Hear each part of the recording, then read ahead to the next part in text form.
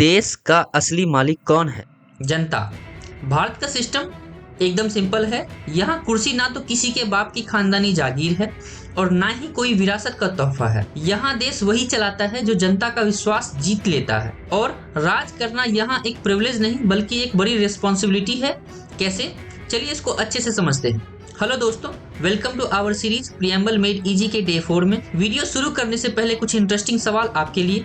भारत के प्रियम्बल में Republic word का मतलब क्या होता है? आपके ऑप्शंस हैं। दूसरा सवाल, अ रिपब्लिक इज व्हाट? आपके ऑप्शंस हैं। तीसरा सवाल, what does the word Republic stands for? आपके ऑप्शंस हैं। आपका जवाब क्या है कमेंट करके अभी बताएं और सही जवाब के लिए वीडियो को एंड तक देखिए, क्योंकि आज इस वीडियो में हम लोग समझेंगे कि रिपब्लिक का असली मतलब क्या होता है। इमेजिन करो आप एक फुटबॉल टीम के मेंबर हो और आपके टीम का कैप्टन कोच के फेवरेट प्लेयर होने की वजह से नहीं बल्कि प्लेयर्स के वोट से चुना जाता है। कैप्टन वही बनता है जिसको टीम के सभी लोग अपने भरोसे के लायक समझते हैं। ये पोजीशन किसी के बाप दादा के नाम पे विरासत में नहीं मिलती है बल्कि खुद के मेरिट और काबिल होने पे मिलती है। बस यही है एक रिपब्लिक का एसेंस। चलिए एक और एग्जांपल बताता हूँ।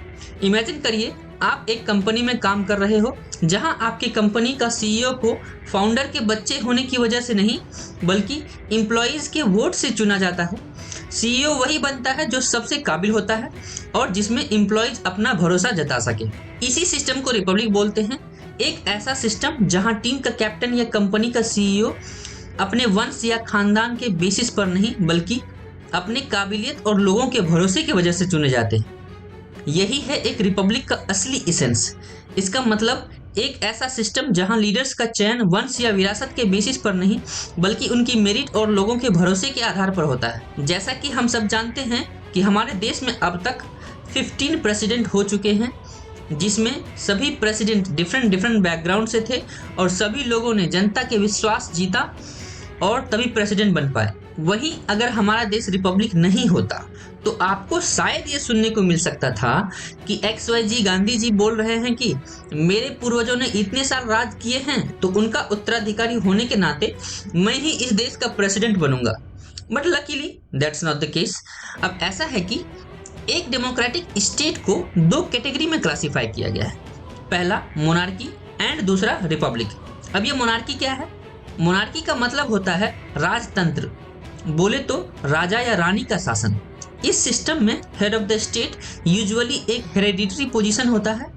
इसका मतलब कि मोनार्की में हेड ऑफ द स्टेट का रोल यूजुअली फैमिली मेंबर्स को ही मिलता है, विच मीन्स कि राजा या रानी का टाइटल उनके फैमिली के अगले मेंबर को ही मिलेगा, जैसे बेटा या बेटी या फिर कोई क्लोज रिलेटिव। एग्जाम्पल की बात करूँ तो UK, Australia, Canada, New Zealand, Oman, Brunei, Saudi Arabia, UAE etcetera, ये सभी देश में मोनार्की सिस्टम है। मतलब कि किसी न किसी वंश के लोग ही हेड ऑफ द स्टेट बनते हैं। 2024 के डेटा के अनुसार वर्ल्ड में 43 ऐसी कंट्रीज हैं जहां मोनार्की सिस्टम है। आप स्क्रीन पर ये लिस्ट देख सकते हैं। मैं इस टेबल को डिस्क्रिप्शन में डाल दूंगा, आप लोग खुद देख सकते हैं। वहीं रिपब्लिक सिस्टम की बात करूं तो इस सिस्टम में head of the state always elect किया जाता है, फिर चाहे वो डायरेक्टली इलेक्ट हो या इनडायरेक्टली इलेक्ट हो, वो भी बस एक फिक्स्ड पीरियड के लिए, ना कि लाइफ टाइम के लिए।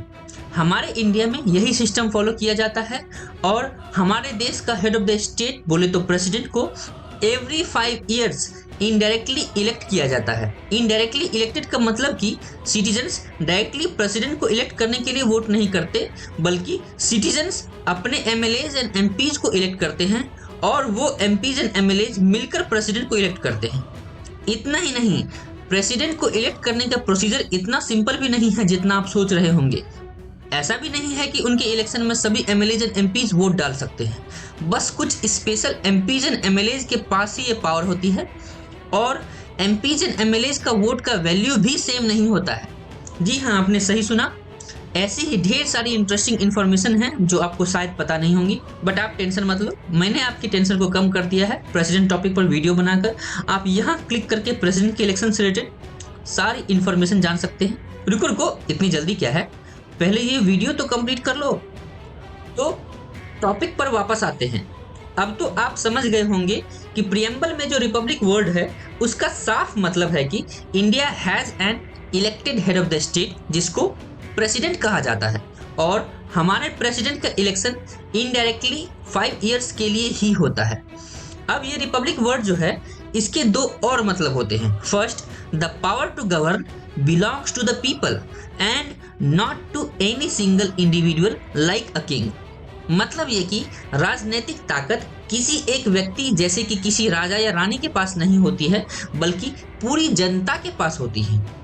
अगर आपको याद हो तो इसी प्रियम्बल मेड इजी सीरीज के डे 1 में हम लोगों ने देखा था कि हमारे प्रियम्बल में ये लिखा है कि we the people of India have given ourselves this constitution, जिसका साफ मतलब है कि supreme power is possessed by the people. Second, there are no special class people, so every citizen are equal and can apply for public positions without any discrimination।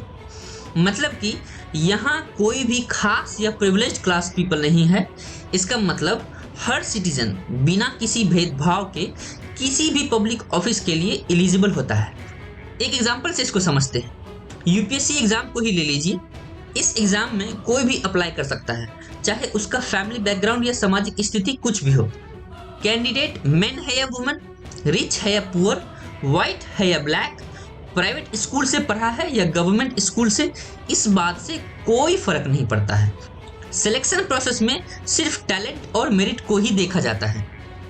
अगर आप में हुनर है तो आप गरीब होते हुए भी आईएएस ऑफिसर बन सकते हैं। गोविंद जायसवाल की स्टोरी तो हम सब ने सुनी है कि कैसे एक रिक्शा चलाने वाले के बेटे ने ऑल इंडिया रैंक 46 हासिल किया था।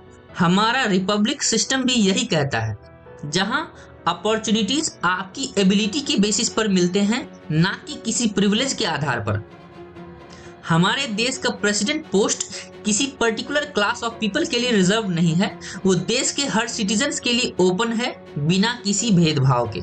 जैसे कि doctor Zakir Hussain was the first from a minority religion to become president of India, and Pratibha Devi Singh Patil was the first female president of India, and Draupadi Murmu is the second woman president and the first president from the tribal community।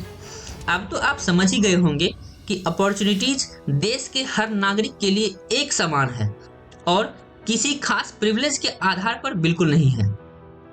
यही है हमारे Republic system की सबसे बड़ी खूबी।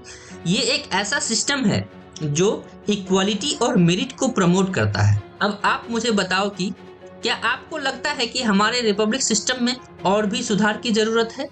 नीचे comments में जरूर बताएं और अपना ओपिनियन शेयर करें। आंसर्स की बात करूं तो पहले क्वेश्चन का आंसर है ऑप्शन ए, देश का head of the state elected होता है। दूसरे ऑप्शंस का आंसर है option D, state where the president is not inherited।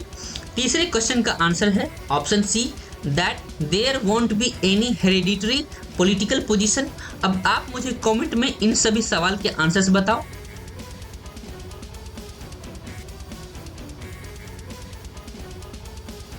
मिलते हैं अगले एपिसोड में, जिसमें हम लोग जस्टिस के बारे में जानेंगे।